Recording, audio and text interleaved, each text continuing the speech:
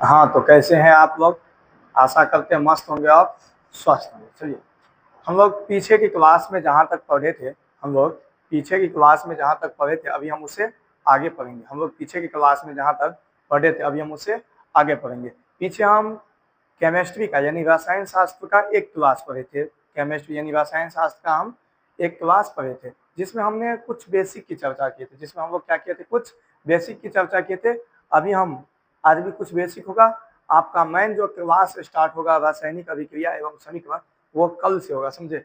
अभी भी हम कुछ बेसिक की चर्चा कर रहे हैं, समझे। जैसे कि कल हम आपको दिए थे याद करने के लिए तत्व का नाम, संकेत और परमाणु संख्या, उसकी अभी हम चर्चा करेंगे, समझे। उसकी हम क्या करेंगे, अभी चर्चा करेंगे। चलिए, क्लास को स्टार्ट करने से पहले बिना देरी किए क्या कीजिएगा, वीडियो को शेयर कीजिएगा। वीडियो को क्या कीजिएगा, शेयर कीजिएगा। और चैनल को क्या कीजिएगा, आप वीडियो को क्या कीजिएगा, लाइक कीजिएगा। और चैनल को क्या कीजिएगा, सब्सक्राइब कीजिएगा। और चैनल को क्या कीजिएगा, सब्सक्राइब कीजिएगा। बिना देरी किए हुए आप लोग को यह काम करना है, समझे। यानी वीडियो को शेयर, लाइक और चैनल को सब्सक्राइब, बिना देरी किए हुए ये सब काम करना है आपको, समझे। चलो, अभी हम रासायनिक अभिक्रिया की पार्ट 2 पढ़ने जा रहे हैं। हम लोग रासायनिक अभिक्रिया जो चैप्टर है मेरा, उसका पार्ट कितना पढ़ने हम जा रहे हैं, पार्ट 2। पार्ट कितना पढ़ने जा रहे हैं, 2। एक क्लास हो चुका है, यानी बेसिक जो है वो हो चुका है। चलिए, अब हम स्टार्ट करते हैं। स्टार्ट करने से पहले कुछ हम आपसे पूछते हैं। चलिए, जैसे तत्व, संकेत और परमाणु संख्या, और परमाणु संख्या, समझे। दो चार को हम आपको चेक कर लेते हैं, ताकि आप लोग याद किए हैं या नहीं किए। उसके बाद हम क्या करेंगे, क्लास को स्टार्ट कर देंगे, समझे। चलिए, जिसमें पहला तत्व का नाम बताइए। चलिए, एक हम लेते हैं, मान लेते हैं सोडियम। किसका नाम ले रहे हैं हम, सोडियम। सोडियम। अब बताइए सोडियम का संकेत क्या है, सोडियम का संकेत क्या है। तो सोडियम का संकेत क्या है, Na। कितना है, Na। चलिए, अब जिसकी परमाणु संख्या कितना है, 11। परमाणु संख्या कितना है, 11, समझे। सोडियम की परमाणु संख्या कितनी है, 11। इसी तरह से जो है, जैसे कि पोटेशियम, किसका, पोटेशियम।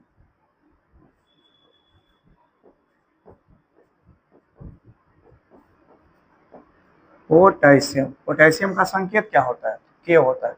जिसकी परमाणु संख्या कितना होता है, 19 होता है। परमाणु संख्या कितना होता है, 19 होता है, समझे। अब जैसे कि हम बात करते हैं ऑक्सीजन की, किसकी बात करते हैं हम, ऑक्सीजन की।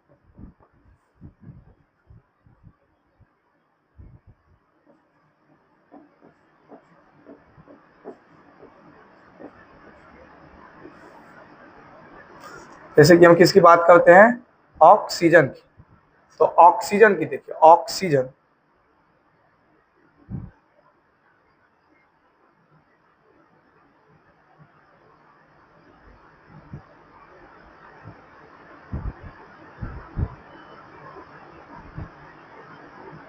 ऑक्सीजन, ऑक्सीजन का संकेत क्या होता है, ओ होता है। बहुत बच्चा O2 लिखता है, समझे। ऑक्सीजन को आखिर हमेशा O2 लिखते हैं। आप एक चीज को गौर कीजिएगा, तो ऑक्सीजन को हमेशा O2 लिखते हैं। ऑक्सीजन को हमेशा क्या लिखते हैं, O2 लिखते हैं। लेकिन O2 क्यों लिखते हैं, वो हम आपको आगे बताएंगे। हाइड्रोजन को देखते होंगे H2 लिखा रहता है, लेकिन क्यों लिखा रहता है, इस चीज को हम आगे क्या करेंगे, गौर करेंगे।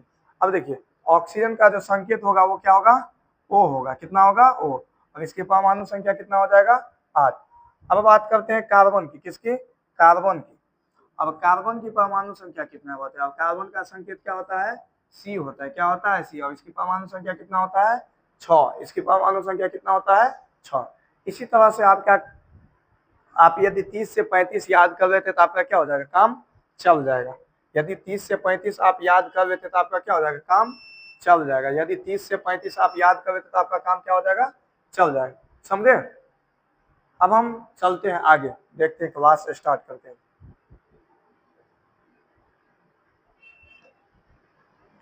आपसे पूछेगा कुल तत्व, कुल तत्व, कुल तत्व कितना है तो 118। कुल तत्व कितना है 118। कुल तत्वों की संख्या कितना है पूरा पीरियोडिक टेबल में यानी आवर्त सारणी में कितना है 118। यदि आपसे पूछेगा इसमें धातु की संख्या कितनी है और अधातु की संख्या कितनी है और उपधातु की संख्या कितनी है, तो धातु की संख्या जो है बाबू वह 93 हो। कितना है धातु की संख्या कितनी है 93 हो। धातु कितना है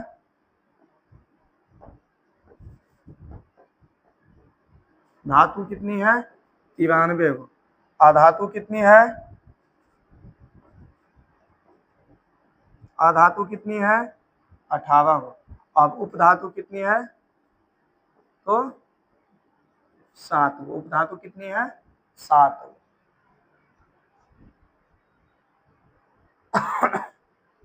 जिसमें प्राकृतिक तत्व की संख्या है 98 हो। प्राकृतिक तत्व की संख्या कितनी है प्राकृतिक तत्व की संख्या प्राकृतिक तत्व की संख्या कितनी है 98। प्राकृतिक तत्व कितना है 98। प्राकृतिक तत्व कितना है 98 को समझे। देखिए यहाँ पे सब लिखा हुआ है, यहाँ पे क्या है सब लिखा हुआ है। कुल तत्व की संख्या कितना है तो आपको हम अभी तुरंत कितना बताएं कुल तत्व की संख्या कितना है 118। ये सब का सब ऑब्जेक्टिव है, ये सब का सब क्या है ऑब्जेक्टिव है। देखिए 1 2 3 4 5 6 7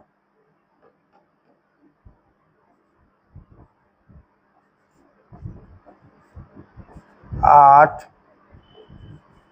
9 ये सब क्या है ऑब्जेक्टिव है समझे। ये सब क्या है सबका सब क्या है ऑब्जेक्टिव है।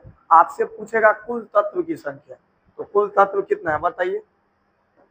कुल तत्व कितना है 118। कितना है 118। जिसमें पूछेगा आपको सबसे हल्का तत्व, आपको पूछेगा सबसे हल्का तत्व तो कौन है हाइड्रोजन। सबसे हल्का तत्व कौन है हाइड्रोजन।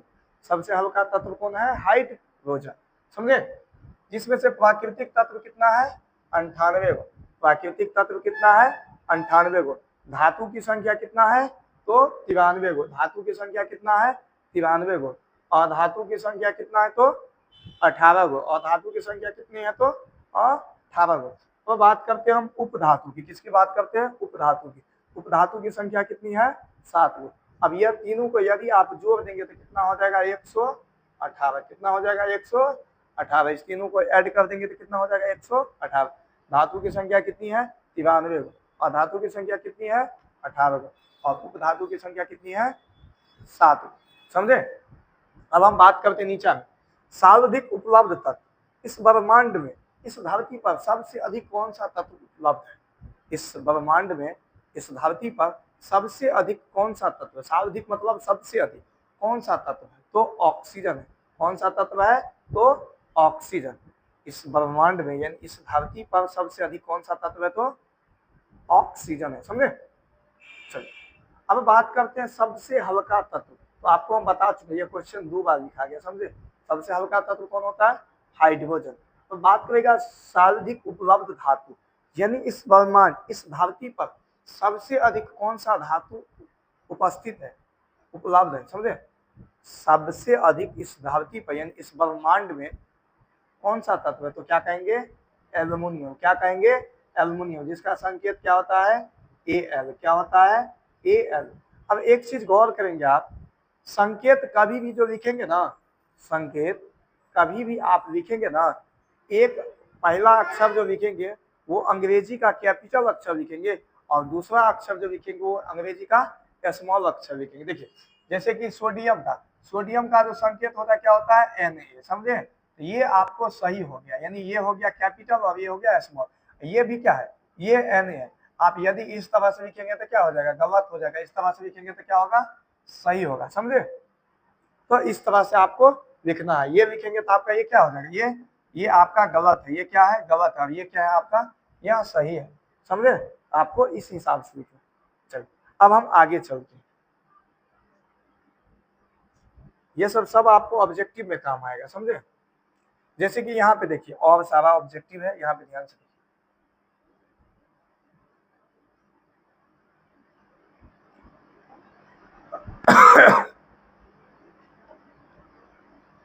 ये देखिए, जैसे ये हो गया,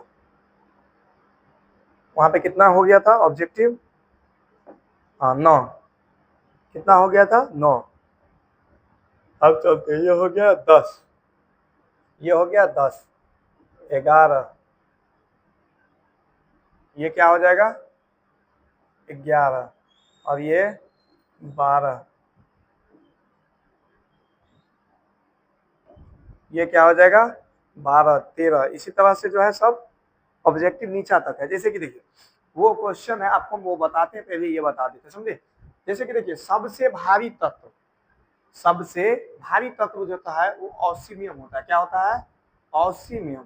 सबसे भारी तत्व कौन होता है ऑसीमियम। सबसे भारी तत्व कौन होता है ऑसीमियम। सबसे हल्का जो धातु होता है वो क्या होता है लिथियम। क्या होता है लिथियम। सबसे हल्का धातु कौन होता है लिथियम। सबसे हल्का तत्व कहेगा तो हाइड्रोजन, लेकिन सबसे हल्का धातु कौन होता है तो लिथियम। द्रव अवस्था में पाया जाने वाला धातु, कौन ऐसा धातु है जो द्रव अवस्था में पाया जाता है, तो क्या कहेंगे पारा या मरकरी। उसी को इंग्लिश में क्या कहते हैं मरकरी, जिसका संकेत क्या होता है Hg। समझे, पारा या मरकरी। द्रव अवस्था में कौन से धातु पाया जाता है तो क्या कहेंगे पारा या मरकरी। थर्मामीटर सब में जो पारा रहता है, समझे। अब देखिए, द्रव अवस्था में पाया जाने वाला अधातु, यानी कौन ऐसा अधातु है जो द्रव अवस्था में पाया जाता है। कौन ऐसा अधातु है जो द्रव अवस्था में पाया जाता है, यानी लिक्विड फॉर्म में। कौन ऐसा अधातु है जो लिक्विड फॉर्म में पाया जाता है, तो आप क्या कहेंगे ब्रोमीन। क्या कहेंगे ब्रोमीन। आपको ऑब्जेक्टिव में पूछेगा कौन ऐसा धातु है जो द्रव अवस्था में पाया जाता है, आपको क्या जवाब देना होगा ब्रोमीन। समझे। विद्युत का अच्छा सुचालक कौन होता है, तो चांदी, कॉपर और एल्युमिनियम। थोड़ा हम इस पे विद्युत पे चर्चा कर लेते हैं, वैसे विद्युत धारा जब चैप्टर पढ़ेंगे उसमें चर्चा करेंगे, लेकिन थोड़ा यहाँ भी हम कर लेते हैं चर्चा। पहला चर्चा करते हैं विद्युत का सुचालक। विद्युत का सुचालक, सुचालक या चालक दोनों एक ही होता है, समझे। सुचालक या चालक दोनों का मतलब क्या होता है एक ही। सुचालक लिखल है या चालक लिखल है, सुचालक या चालक। रुक जाइए, यहाँ पे गलत हो गया।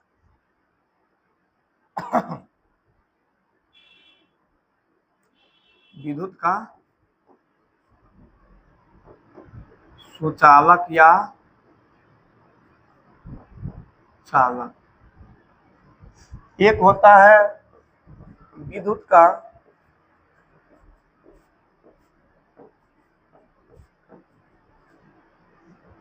कुचालक या अचालक। अचालक देखिए, जिसमें विद्युत पास करेगा, जिसमें विद्युत पास करेगा, जिसमें विद्युत पास करेगा उसे हम सुचालक या कुचालक कहेंगे। जिसमें विद्युत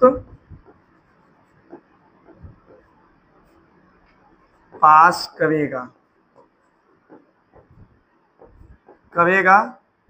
उसे चालक या सुचालक कहेंगे। जिसमें विद्युत पास करेगा उसे चालक या सुचालक कहेंगे। उसे हम क्या कहेंगे चालक या सुचालक कहेंगे, समझे। उसे हम चालक या सुचालक कहेंगे, सुचालक, चालक या सुचालक कहेंगे। और जिसमें विद्युत पास नहीं करेगा, जिसमें विद्युत पास नहीं करेगा, जिसमें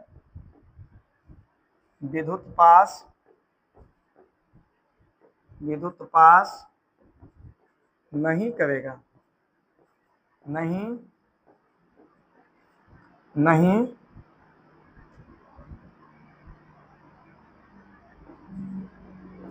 करेगा उसे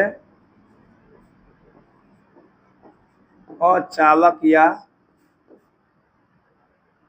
कुचालक कहेंगे, समझे। अचालक या कुचालक कहेंगे, समझे। उसे अचालक या हम क्या कहेंगे कुचालक कहेंगे, समझे। देखिए, धातु जो होता है वो विद्युत और ऊष्मा का सुचालक होता है। धातु जो होता है विद्युत और ऊष्मा का क्या होता है सुचालक होता है, और धातु जो होता है वो विद्युत और ऊष्मा का कुचालक होता है। जैसे कि देखिए अब एक अधातु होते हुए भी जैसे कि ग्रेफाइट हो गया, अधातु है लेकिन वो विद्युत का सुचालक है, वो अपवाद में हो गया। क्या हो गया? वो अपवाद में। जैसे कि कभी कभी होता है, जैसे कि देखिए अपवाद क्या होता है वो समझिए।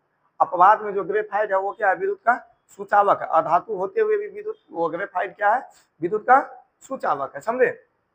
जैसे कि देखिए यह क्लास में पूरा लड़का है, समझे, सब हल्ला कर रहा है, ठीक है, सबको कहे शांत होने के लिए, सब शांत हो गया, लेकिन उसमें से कोई एक वो शांत नहीं हुआ, वही क्या? अपवाद होता है, समझे।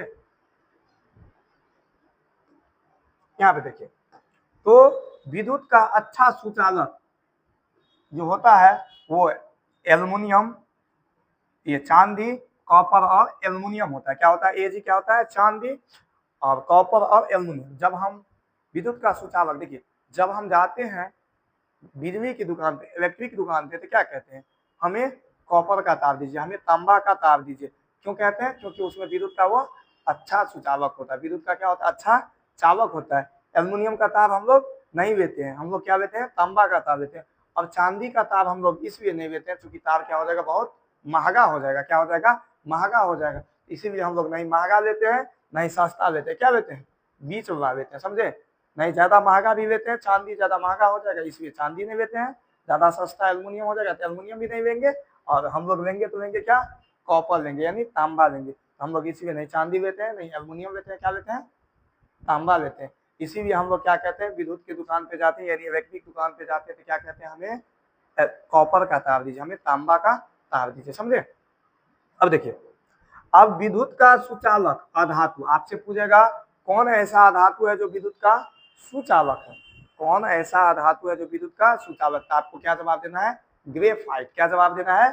ग्रेफाइट। अब ये ग्रेफाइट क्या होता है? ग्रेफाइट क्या होता है? आप बचपन से लिखते आ रहे होंगे पेंसिल से। किससे? पेंसिल का नोक जो होता है ना, पेंसिल का, पेंसिल का नोक, समझे। पेंसिल का क्या होता है? नोक जो होता है ना, वो किसका होता है? ग्रेफाइट का होता है। किसका होता है? पेंसिल का नोक ग्रेफाइट का होता है। पेंसिल का नोक किसका होता है? ग्रेफाइट का होता है, समझे। तो ग्रेफाइट क्या है? अधातु होते हुए भी क्या है? विद्युत का सुचालक है। विद्युत का क्या है? वो सुचालक है। पेंसिल में जो कविकवा जो रहता है ना, वही क्या है? ग्रेफाइट होता है, समझे। चलो, हड्डी और दांत का निर्माण होता है। हड्डी और दांत का निर्माण किस तत्व से होता है? हड्डी और दांत का निर्माण किस तत्व से होता है? तो क्या कहेंगे? कैल्शियम से। क्या कहेंगे आप? कैल्शियम से। अब देखिए हड्डी और दांत का निर्माण में देखिए, जैसे कि किसी का हड्डी टूट गया और नहीं जुड़ते रहता है तो डॉक्टर साहब क्या बताते हैं? जो इनको कैल्शियम की कमी है। क्या कहते हैं? इनको कैल्शियम की कमी है, इसीलिए इनका हड्डी जल्दी नहीं जुड़ रहा है, समझे। सबसे क्रियाशील धातु, देखिए क्रियाशील यानी यहाँ पे सक्रिय, यानी जो रिएक्शन करेगा जल्दी। क्रियाशील मतलब यहाँ पे क्या होगा?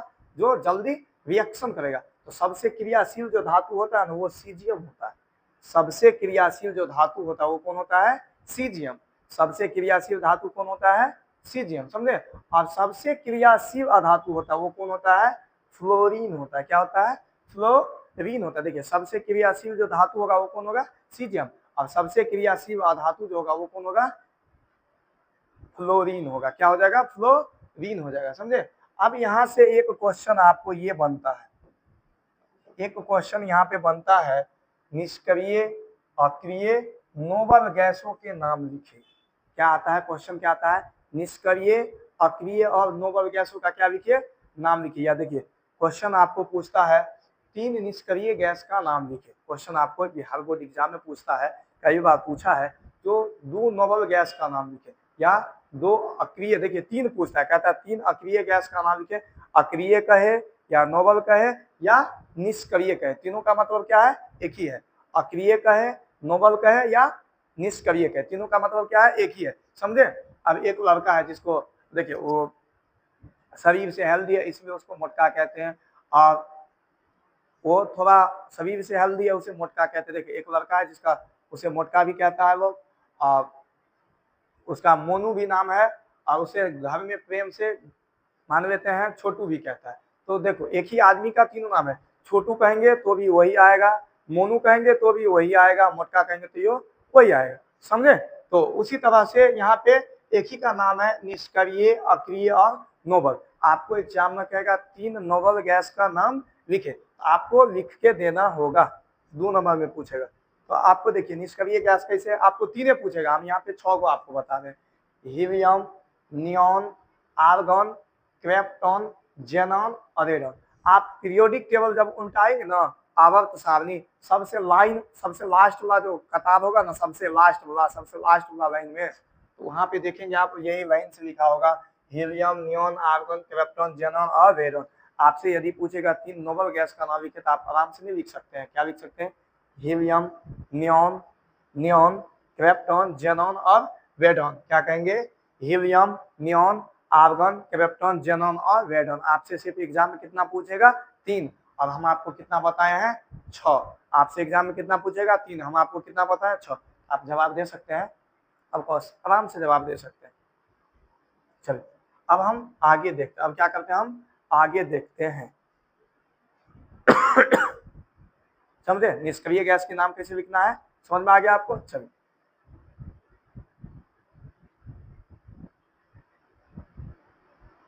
यहाँ पे देखिए, ये सबका सब क्या है? ऑब्जेक्टिव है। सबका सब क्या है? ऑब्जेक्टिव है। किस तत्व को चाकू से काटा जा सकता है? तो lithium, sodium, potassium.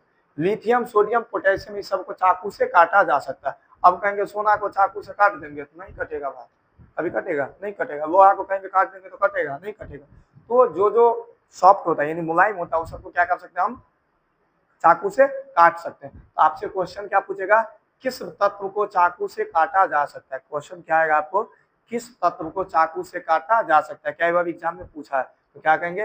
Lithium, sodium और पोटेशियम। जिसमें से सबसे खतरनाक कौन होता है?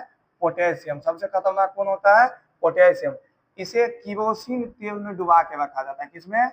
किरोसिन। इसे किरोसिन तेल में डुबो कर रखा जाता है। समझे? इसे किरोसिन तेल में डुबा के रखा जाता है। इसे किस में डुबा के रखा जाता है? तो किरोसिन तेल में डुबा के रखा जाता है। अब किरोसिन तेल में डुबा के क्यों रखा जाता है वो सुनिए। इसे सोडियम को किरोसिन तेल में डुबा के क्यों रखा जाता है? अब कहेंगे मीठी तेल तो अब मिलता नहीं है। अब मीठी तेल यानी किरोसिन तेल जो होता है वो तो मिलता नहीं है, तो हम लोग पानी में काहे रखते हैं? जो इसे हम किरोसिन तेल में ही काहे रखें, पानी में क्यों न रखें? देखिए ये जो होता है सोडियम, ये ऑक्सीजन से तुरंत अभिक्रिया कर लेता है। ये जो होता है सोडियम, ये ऑक्सीजन से क्या होता है? तुरंत अभिक्रिया कर लेता है और ये तुरंत क्या होता है? आवाज कर जाती है यानी ब्रस्ट कर जाता है। और पानी में क्या होता है? जल में H2O यानी इसमें क्या होता है? ऑक्सीजन होता है। इसलिए हम लोग इसे पानी में नहीं रखते हैं। इसलिए हम लोग इसे पानी में नहीं रखते हैं। इसलिए हम लोग किस में नहीं रखते हैं? पानी में नहीं रखते हैं। समझे? नहीं रखते हैं। किस लिए नहीं रखते हैं? क्योंकि इसमें क्या होता है? ऑक्सीजन होता है। इसमें क्या होता है? ऑक्सीजन होता है। इसीलिए सोडियम को हम लोग किरोसिन तेल में डुबा के रखते हैं। इसे हम पानी में डुबा के नहीं रखते। क्यों नहीं रखते हैं? क्योंकि पानी में क्या होता है? ऑक्सीजन होता है। पानी में क्या होता है? ऑक्सीजन होता है। चलिए अब हम आगे देखते हैं। अब देखिए पूछता है आपको क्वेश्चन आगे क्या पूछेगा? जो कार्बन क्या है? कार्बन क्या है? तो कार्बन एक अधातु है। कार्बन क्या है? एक अधातु है। अब देखिए यह कार्बन चैप्टर आपको पढ़ना है। कार्बन जो है एगो चैप्टर है आपका, चौथा नंबर चैप्टर, कार्बन एवं उसके यौगिक। चौथा जो चैप्टर है आपका क्या है? कार्बन एवं उसके यौगिक। इसीलिए हम वहां पे कार्बन के बारे में विस्तार में जानेंगे। आपको यहाँ सिर्फ इतना याद रखना है कार्बन क्या है? तो कार्बन एक अधातु है। अब आपसे एक नया क्वेश्चन पूछता है, कार्बन के कितने अरूप होते हैं? कार्बन के कितने अवरूप होते हैं? तो आप क्या जवाब देंगे? कार्बन के 2 अवरूप होते हैं, एक हीरा और दूसरा क्या होता है? ग्रेफाइट। एक क्या होता है? हीरा और एक क्या होता है? ग्रेफाइट। तो कार्बन के कितने अवरूप होते हैं? तो कार्बन के 2 अवरूप होते हैं, एक हीरा तो दूसरा ग्रेफाइट। क्वेश्चन आपसे क्या पूछेगा? कार्बन के मुख्यतः कितने अवरूप होते हैं? तो क्या कहेंगे? हीरा और ग्रेफाइट। प्राकृतिक रूप से सबसे कठोर पदार्थ कौन होता है? तो क्या जवाब देंगे आप? हीरा। क्या जवाब देंगे आप? हीरा। समझे? तो प्राकृतिक रूप से सबसे कठोर पदार्थ जो होता है वो क्या होता है? हीरा। हीरा को कभी आप लोहा से काट सकते हैं? हीरा को कभी आप लोहा से काट सकते हैं? नहीं। हीरा को सिर्फ हीरा से ही काट सकते हैं। समझे? हीरा को सिर्फ किससे काट सकते हैं आप? हीरा को हीरा से ही काट सकते हैं। समझे? हीरा को किससे काट सकते हैं? हीरा को सिर्फ आप हीरा से ही काट सकते हैं। चलिए देखिए, अब अपवर्तनांक के बारे में आप जानकारी आपको पता होगा। आप ये क्या कहते हैं, वो चैप्टर में पढ़े होंगे, प्रकाश के अपवर्तन में आपको हम बता चुके हैं जो हीरा का अपवर्तनांक, हीरा का अपवर्तनांक कितना होता है? क्या होता है? 2.42। कितना होता है? 2.42। ये अपवर्तनांक क्या होता है हम आपको पीछे चैप्टर में बता चुके हैं। ये अपवर्तनांक क्या होता है ये हम प्रकाश के अपवर्तन चैप्टर में बता चुके हैं। अब देखिए हीरा क्या होता है, हीरा का अपवर्तनांक कितना होता है? 2.42। हीरा जो है विद्युत का क्या होता है बाबू? कुचालक होता है। हीरा जो है विद्युत का क्या होता है दोस्त? कुचालक होता है, समझे? हीरा जो है विद्युत का क्या होता है? कुचालक होता है। ग्रेफाइट मुलायम होता है। ग्रेफाइट क्या होता है? मुलायम होता है, समझे? ग्रेफाइट विद्युत का सुचालक होता है। ग्रेफाइट क्या होता है? विद्युत का सुचालक होता है। देखिए ग्रेफाइट अधातु है लेकिन तो भी क्या हुआ? विद्युत का सुचालक, समझे? ग्रेफाइट अधातु होते हुए भी क्या होते हैं? चमकदार होते हैं। ग्रेफाइटे नहीं, आयोडीन भी चमकदार होते हैं। कौन होते हैं? आयोडीन अधातु होते हुए भी क्या है? चमकदार होते हैं। आपसे क्वेश्चन पूछेगा कौन ऐसा धातु है जो चमकदार होते हैं, तो क्या जवाब देंगे? ग्रेफाइट और आयोडीन। यह दोनों अधातु होते हुए भी क्या है? चमकदार होते हैं। क्या है? चमकदार होते हैं, समझे? तो इतना तक आपको ऑब्जेक्टिव में तैयार करना है, समझे? अब आगे देखते हैं क्या है। ये सब आपकी बेसिक है, सब आपकी क्या है? बेसिक है, समझे? सब आपका क्या है? बेसिक है। अब मेन चैप्टर जो आपका स्टार्ट होगा वो कल स्टार्ट होगा? रासायनिक अभिक्रिया से आपका चैप्टर स्टार्ट होगा। ये सब क्या है? बेसिक है। अब इसमें आपको एक चीज जानना है, कौन तत्व किसको हटा सकता है। यहाँ पे क्या आप देख रहे होंगे, कौन सा धातु किस धातु को हटा सकता है, समझे? कौन सा धातु किस धातु को हटा सकता है। अब देखिए, जैसे देखते होंगे गरीब और धनिक। गरीब जो आदमी होता है वो धनिक आदमी को कभी भगा सकता है? कभी नहीं भगा सकता है। और धनिक जो आदमी होता है वो गरीब आदमी को भगा सकता है? भगा देता है, आराम से भगा देता है। जैसे कि आप देखते होंगे, जैसे डिस्ट्रिक्ट मजिस्ट्रेट यानी डीएम, अब उससे नीचा होता है बाद बाकी जो ऑफिसर होता है, जैसे बीडीओ, सीओ, ये सब क्या है? उससे नीचा होता है। दरोगा, पुलिस, ये सब क्या उससे नीचा होता है। अब बताइए, क्या दरोगा, बीडीओ, सीओ क्या डीएम को हटा सकते हैं? नहीं हटा सकते। लेकिन जब डीएम चाहेंगे तो क्या है? इस सबको हटा सकते हैं, आराम से हटा सकते हैं। देखिए, यह केमिस्ट्री बताने के लिए हमें नहीं डीएम की जरूरत थी, नहीं सीएम, नहीं डीएम की जरूरत थी, नहीं सीओ की जरूरत थी, नहीं बीडीओ की जरूरत थी। इस केमिस्ट्री में कहीं नहीं है उस डीएम और बीडीओ, सीओ की चर्चा, समझे? यह आपको समझाने के लिए बोल रहे हैं, यह आपको समझाने के लिए बोल रहे हैं। अब यहाँ पे आप गौर से देखिए, जो सबसे ऊपर का कुर्सी पे बैठा है वो नीचा वाला को क्या कर सकता है? हटा सकता है। लेकिन नीचा वाला का औकात है जो ऊपर वाला को हटा सकता है? कभी नहीं हटा सकता। वो नीचा वाला जो है कभी ऊपर वाला को हटा ही नहीं सकता। ऊपर वाला चाहेगा तो नीचा वाला को क्या कर सकता है? हटा सकता है। ऊपर पद पे जो बैठा है, ऊपर पोस्ट पे जो बैठा है वो नीचा वाला को क्या कर सकता है?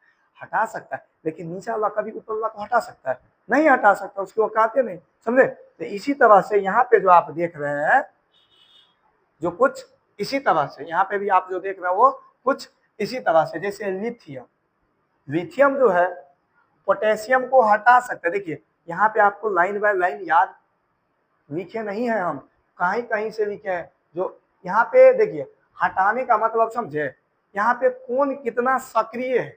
सक्रिय मतलब कौन कितना जल्दी रिएक्शन करेगा, कौन कितना जल्दी रिएक्शन करेगा, यानी कौन कितना क्रियाशील है, समझे?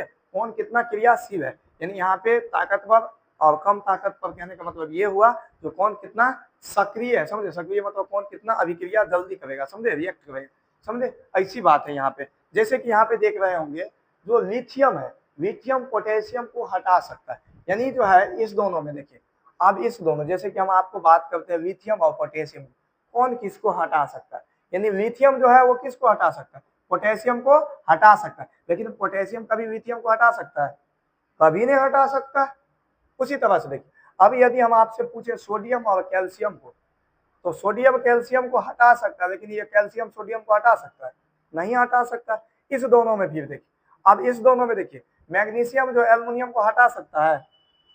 हटा सकता है। लेकिन एल्युमिनियम कभी मैग्नीशियम को हटा सकता है? कभी नहीं हटा सकता है। जिंक और आयरन में देखिए, कौन किसको हटा सकता है? जिंक जो आयरन को हटा सकता है, लेकिन आयरन जो जिंक को हटा सकता है, कभी नहीं हटा सकता है। यानी जो ऊपर में है वो क्या है, ज्यादा ताकतवर है। जो ऊपर में है वो क्या है, ज्यादा ताकतवर है। और जो नीचे में वो क्या है, वो कम ताकतवर है, यानी वो कम सक्रिय है। जो ऊपर में वो अधिक सक्रिय है। जैसे कि ये दोनों देखिए, ये दोनों में आप देखिए, जैसे ये टीन है और ये लेड है, ये चाहेगा तो इसको हटा सकता है, लेकिन ये इसको हटा सकता है, नहीं हटा सकता। फिर ये दोनों में देखिए, अब हाइड्रोजन में, अब इसमें देखिए कॉपर में, अब देखिए ये हाइड्रोजन जो है इसको हटा सकता है, लेकिन यह इसको नहीं हटा सकता। उसी तरह से ये सब है, समझे, उसी तरह से क्या है, यह सब है। जैसे ये दोनों में देखिए, मरकरी में और चांदी, ये चांदी मरकरी को हटा सकता है, नहीं हटा सकता है, लेकिन मरकरी चांदी को हटा सकता है। सोना और प्लेटिनम में देखिए, सोना मरकरी प्लेटिनम को हटा सकता है, लेकिन प्लेटिनम सोना को नहीं हटा सकता है, क्योंकि वह क्या है, ज्यादा सक्रिय। अब देखिए एक चीज यहाँ पे, एक नया बात यहाँ पे फिर से आया है, हाइड्रोजन से नीचा वाला क्या है, हाइड्रोजन से नीचा वाला, क्या बात कर रहे हैं हम, हाइड्रोजन से नीचा वाला जो भी तत्व है, हाइड्रोजन से नीचा वाला जो पांचों तत्व है ना, ये हाइड्रोजन से नीचा वाला, देखिए हम यहाँ पे रेड कलर का यूज कर रहे हैं इसका, यहाँ से यहाँ तक, ये हाइड्रोजन से जो नीचा वाला आप तत्व देख रहे हैं ना, ये जल के साथ अभिक्रिया नहीं करता। ये किसके से अभिक्रिया नहीं करेगा, जल के साथ अभिक्रिया नहीं करेगा, जल के किसी भी अवस्था के साथ में अभिक्रिया नहीं करेगा।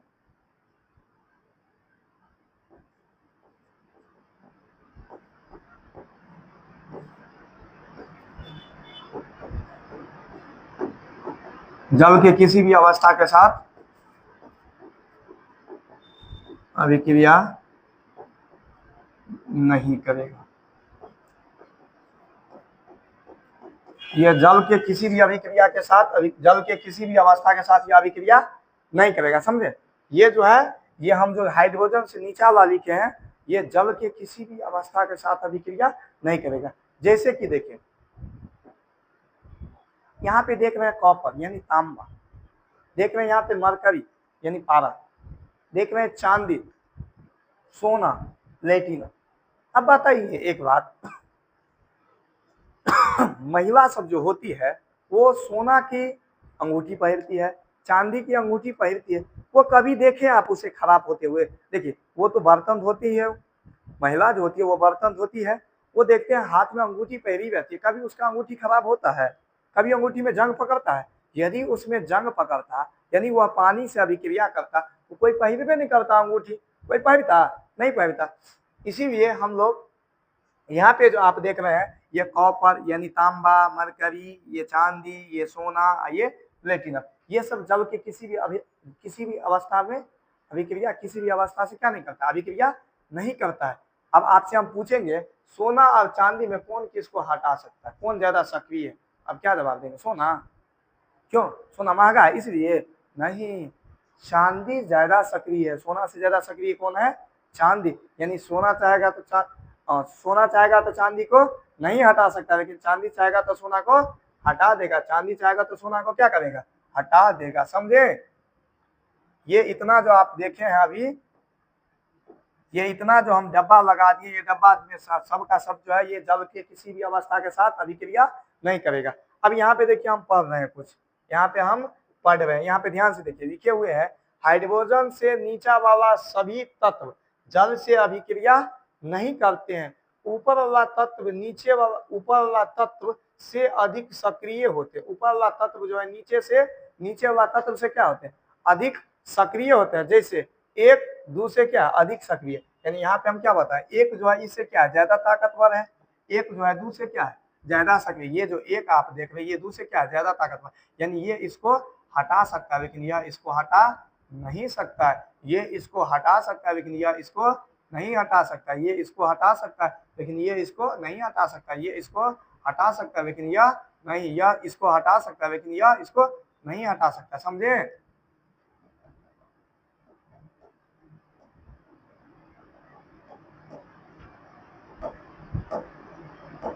चलिए अब यहाँ पे ध्यान से देखिए, यहाँ पे क्या लिखा गया है, ऊपर वाला तत्व नीचे वाले तत्व से अधिक सक्रिय होते हैं।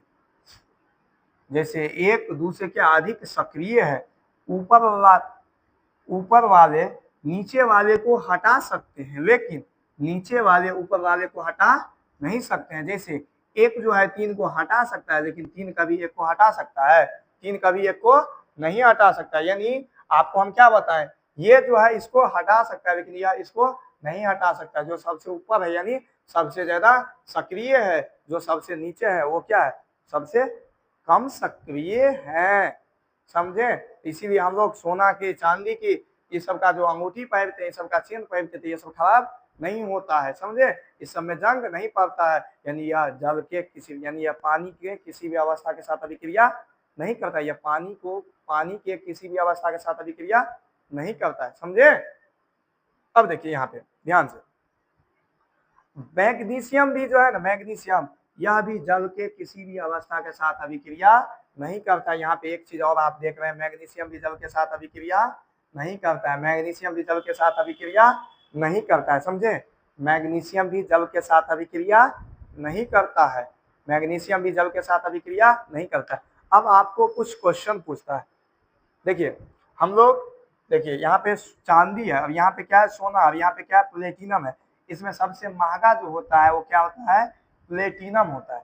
इसमें सबसे महंगा जो होता है वो क्या होता है, प्लेटिनम। यानी प्लेटिनम का भी आभूषण बनता है, प्लेटिनम का भी आभूषण बनता है, चांदी का भी आभूषण बनता है, सोना का भी आभूषण बनता है। लेकिन प्लेटिनम जो होता है वो सबसे महंगा होता है, चांदी उससे सोना, देखिए प्लेटिनम सबसे महंगा होता है, उससे सस्ता सोना होता है, सोना से सस्ता क्या होता है, चांदी होता है। तो हम लोग चांदी का भी कम यूज करते हैं, प्लेटिनम का भी कम यूज करते हैं, सोना का ज्यादा यूज करते हैं। सोना का क्या होता है, ज्यादा यूज करते हैं। अब मान लीजिए कोई आदमी, गरीब आदमी है, वो सोना का चेन पहन के चल रहा है। कोई गरीब आदमी है, सोना का चेन पहन के चल रहा है ना, तो लोग किसे कहेगा, नहीं सोना नहीं है, मार्केट से खरीद के पहन लिया होगा। लेकिन कोई अमीर आदमी यदि मार्केट से खरीद के पहले ना, तो कहेगा लोग नहीं हकीकत में सोना। समझे? ऐसा होता है इस संसार में, ऐसा होता है। समझे? अब हम चलते हैं आगे, देखते हैं इस पे क्वेश्चन किस टाइप से पूछता है।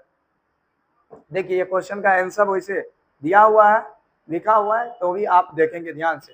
कहता है निम्नलिखित में से, क्या कहता है यहाँ पे, ध्यान से देखिए, कहता है निम्नलिखित में से कौन सबसे कम सक्रिय तत्व है, सोडियम, जिंक, टिन और पोटेशियम। यहाँ पे देखिए कहता है निम्नलिखित में से कौन सबसे कम सक्रिय तत्व होते हैं। आपको देखिए बाबू इसे याद करना होगा, आपको इसे याद करना होगा। आगे जाके आपको जब हम रिएक्शन पढ़ाएंगे ना, कौन तत्व किसको हटा सकता है, जैसे विस्थापन अभिक्रिया सब, वहां पे आपको इसकी जरूरत होगा। इसीलिए आपको यह याद करना होगा।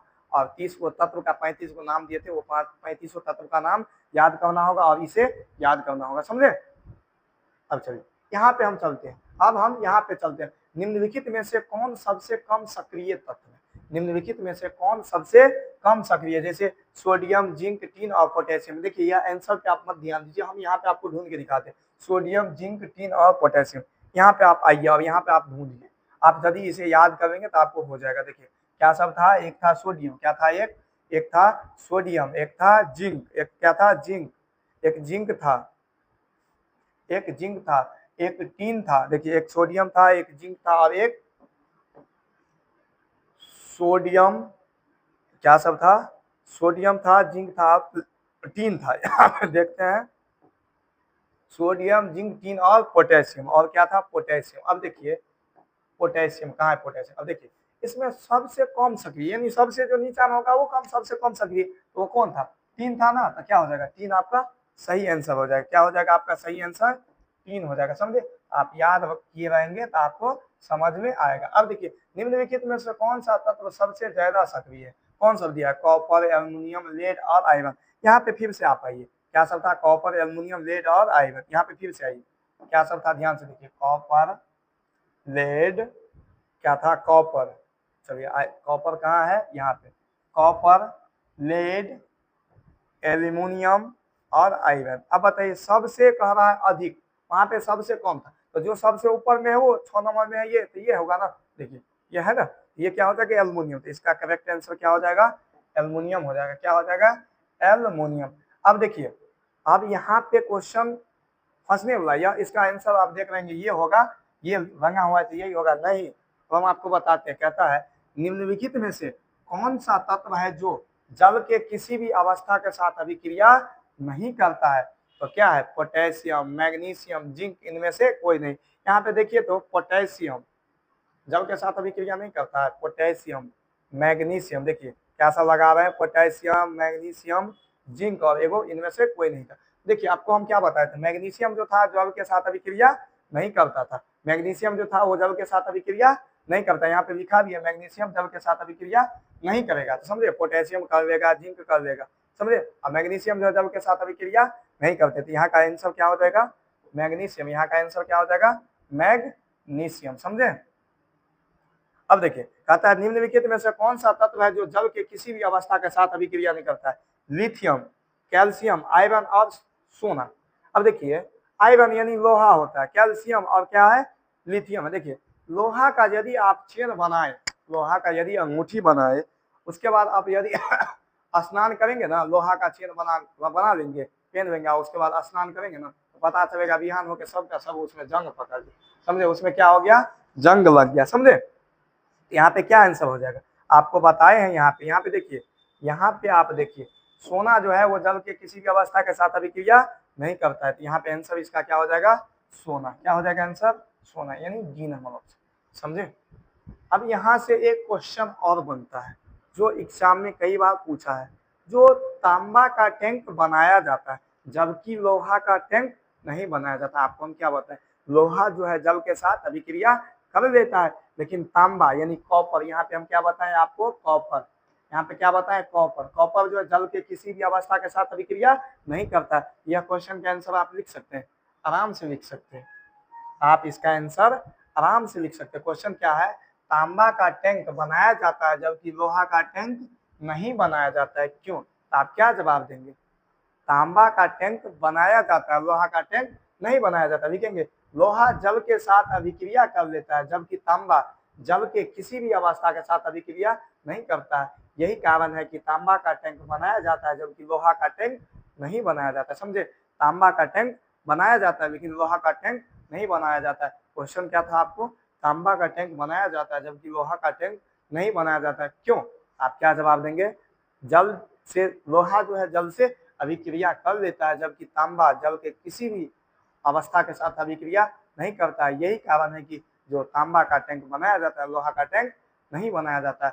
आज की क्लास को हम यहीं पे खत्म करते हैं, कल से आपका जो है माइंड केमिस्ट्री जो है यहाँ से स्टार्ट होगा, आपको हम यह बताएंगे एक को क्या कहते हैं, दो को क्या कहते हैं, तीन को क्या कहते हैं, और उसके बाद आपका माइंड जो है यहाँ से स्टार्ट हो जाएगा, रासायनिक अभिक्रिया, यहाँ से आपका चैप्टर जो है, जो चैप्टर आपका चल रहा है रासायनिक अभिक्रिया एवं समीकरण, वो माइंड आपका यहाँ से शुरू होगा। अभी तक तो हम लोग बेसिक पढ़ रहे थे, आपसे यदि यह क्वेश्चन पूछेगा तो बन जाएगा, तांबा का टैंक बनाया जाता है जबकि लोहा का नहीं, तो क्या बताएंगे, लोहा जो है पानी के साथ अभिक्रिया कर लेता है जबकि तांबा जो है पानी के साथ, पानी के किसी भी अवस्था के साथ अभिक्रिया नहीं करता है, इसीलिए लोहा का टैंक नहीं बनाया जाता है और तांबा का टैंक बनाया जाता है।